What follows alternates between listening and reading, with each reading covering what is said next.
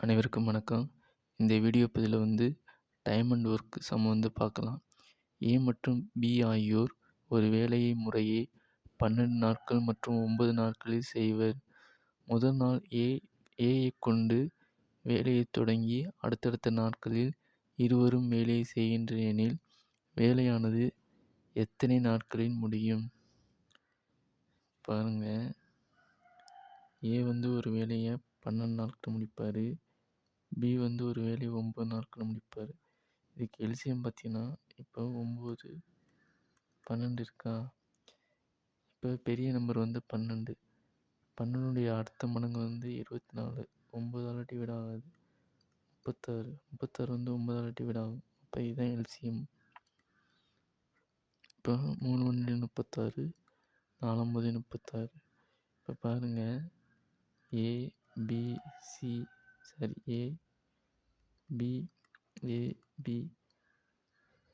First முதல் நாள் யார் ஏயோட எஃபிஷியன்சி 3, பியோட எஃபிஷியன்சி 4. ஃபஸ்ட்டு நாள் யார் ஸ்டார்ட் பண்ணுறாங்கன்னா ஏ ஸ்டார்ட் பண்ணுறாங்க. இப்போ 3. பி ரெண்டாவது நாள் ஸ்டார்ட் பண்ணுறாங்க. இப்போ 4. இப்போ 3 4 3 4 அப்படியே போயிட்டுருக்கும். இப்போ பாருங்கள், 2 நாளில் எத்தனை ஒர்க் முடியும்? 2 டேஸில் 7 யூனிட் முடியும். சரியா? ஆனால் டோட்டல் யூனிட் 36. அப்போ 2 டேஸில் 2 யூனிட் முடியுதா? சரியா? அப்போ இதை 7 எதால் பெருக்குனா 36க்குள்ளே வரும், 5ஆல் பெருக்குனா 35 வரும். அப்போ இங்கேயும் 5ஆல் பெருக்கிக்கணும். அப்போ 10 டேஸ் கம்ப்ளீட்.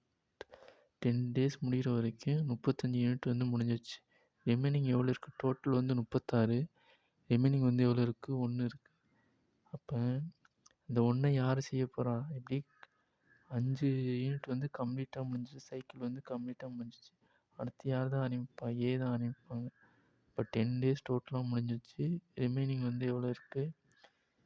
1 யூனிட் இருக்குது. ஏவோட எஃபிஷியன்சி 3.